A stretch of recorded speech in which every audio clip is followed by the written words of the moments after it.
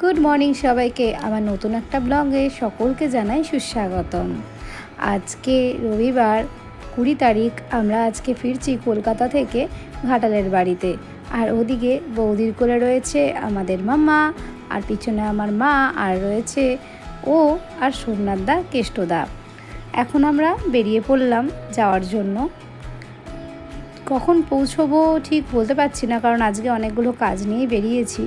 রাস্তায় যদি ভুলে যাই সেই কাজগুলো আর করা হবে না, যদি মনে থাকে তাহলে তো সেগুলো করতেই হবে।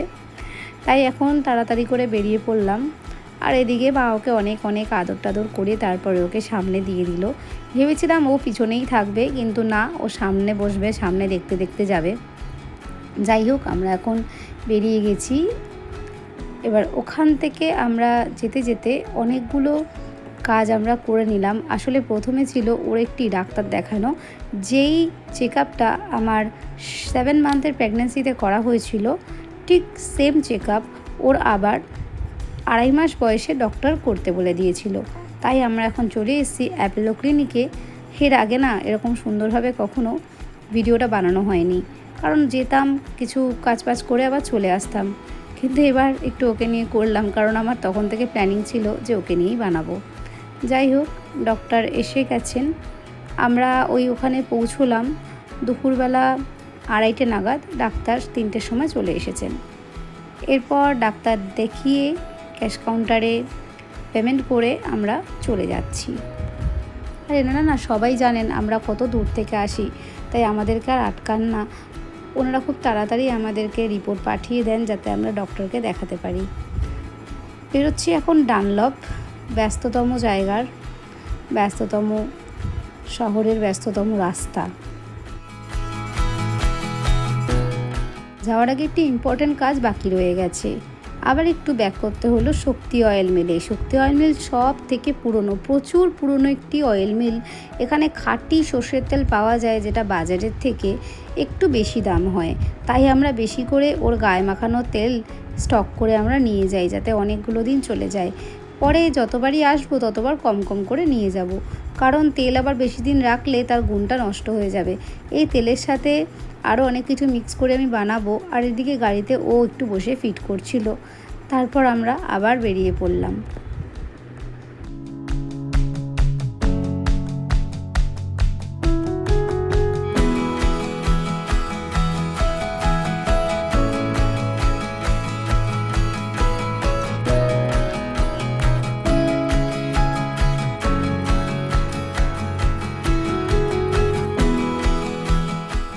কোনো রকমের একটু বেরিয়ে পড়া হয়েছিল, তাই এখন আর কিছু না খেলে একদমই চলবে না। তাই একটু চা খেতে নামা হলো। ছোটোবেলায় যখন দীঘার পথে যেতাম বারবার, তখন এই কোলাঘাটে কিন্তু স্টপেজ দেওয়া হতো। আর নেমে মনে হতো বাপরে কত দূর জার্নি করছি। ঠিক সেরকমই প্রত্যেকবার শ্বশুরবাড়ি থেকে বাপের বাড়ি, বাপের বাড়ি থেকে শ্বশুরবাড়ি যাওয়ার টাইমে যখন কোলাঘাটে বাসটা দাঁড়ায়, মনে হয় যেন কত দূরে জার্নি করছি। ওর তো এবার ভালোই লেগেছে। প্রথমবার আমরা এই যাত্রার মধ্যে যে মাঝখানে একটু ব্রেক নিলাম, তাতে ও এবার একসাথে আমাদের সাথে ব্রেক নিল, কিন্তু ও টোটালটাই ঘুমোচ্ছিল। তাই আমি ভেতরে ছিলাম, একটু খেয়েই চলে এসেছি। ওকে আমি চাই সব রকম এরিয়া, সব রকম অ্যাটমসফিয়ার, সব রকম পরিবেশ, সব কিছুই দেখাতে। তাই ছোট থেকেই চেষ্টা করছি যখন যখন সম্ভব হচ্ছে ওকে সব কিছুর সাথে অ্যাডজাস্ট করে উঠতে। তার কারণ বাচ্চাকে আমি কখনোই চাই না শুধুমাত্র ঘরের আবহাওয়ার মধ্যে রাখতে, তা না হলে কখনো বাইরে বেরোলে ওর ভীষণ কষ্ট হবে। তাই গরম ঠান্ডা বাইরের ওয়েদার, ধুলোবালি ওয়েদার, সমস্ত কিছুর মধ্যে দিয়েই অভ্যস্ত হতেই হবে। আর এখন ওই যে বললাম অনেকগুলো কাজ বাকি, তাই চলে এসেছি কোলাঘাট সোনার বাংলা রিসর্টে। এটাতে আমি আগে কখনো আসিনি, এটাতে আমাদের কাজবাজ রয়েছে, তাই তার আগে ও এসে কিন্তু ঘুরে গেল।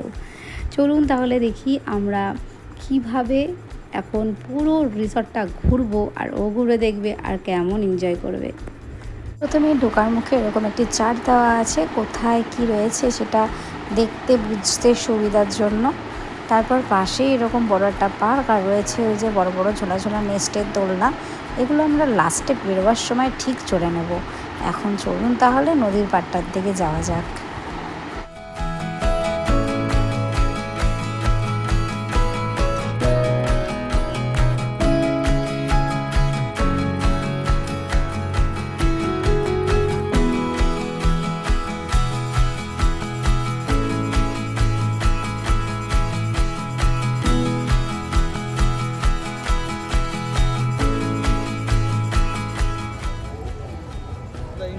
কত সালা বসে গেছি।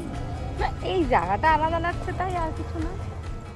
যে শুধু থাকার জন্যই আসতে হবে তা কিন্তু না, এখানে আপনি চাইলে ইভিনিং স্ন্যাক্স, দিনের লাঞ্চটা এবং রাতের ডিনারের জন্য শুধু আসতে পারেন। তার জন্য আপনাকে ডিরেক্টলি চলে আসতে হবে, আর তারপর রেস্টুরেন্টে ঢুকে খাওয়া দাওয়ার জন্য সব অর্ডার করে দিতে হবে। আর সারাটা দিনের জন্য আপনি এই বাইরের লনটাতে ঘুরতে পারবেন। তার জন্য আপনার রুম নেওয়ার কোনো প্রয়োজন নেই। যদি মনে হয় থাকবেন তাহলে সেটা আগে থেকে বুকিং করতে হবে অনলাইনের মাধ্যমে।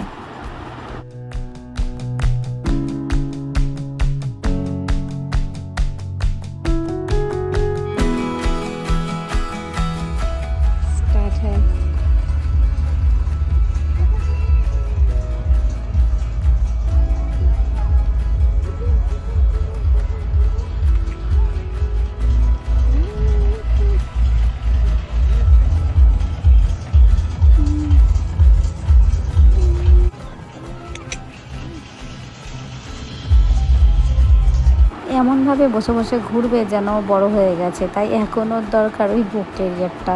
সেটা 3-4 মাসের আগে দেওয়া উচিত না, ভাবছি এবার আমরা তাড়াতাড়ি ওটা কিনে ফেলবো। তারপর ওকে নিয়ে একটু বেরোতে, এদিক ওদিক ঘুরতে অনেকটাই সুবিধা হবে। আর মানে আমার আগেও ও সামনেটা দেখবে, তাই ও একটু এরকমভাবে থাকতে বেশি পছন্দ করছে।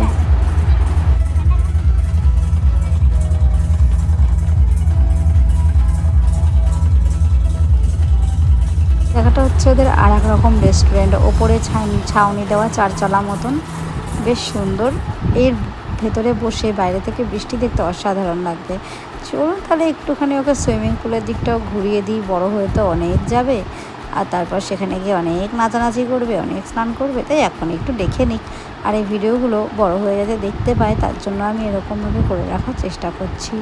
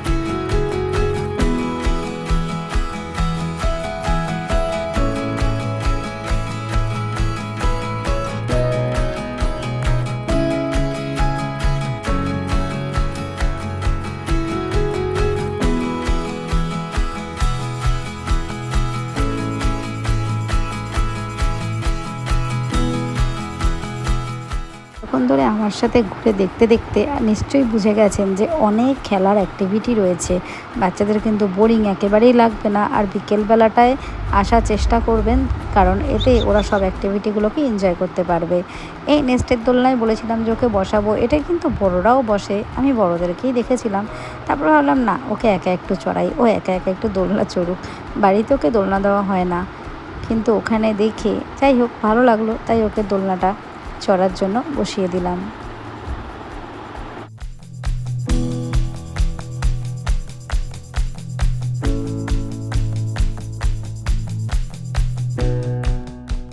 তাই বেলা হয়ে গেছে, এবার আমরা ফিরে যাব। ওদিকে কাজও শেষ হয়ে গেছে।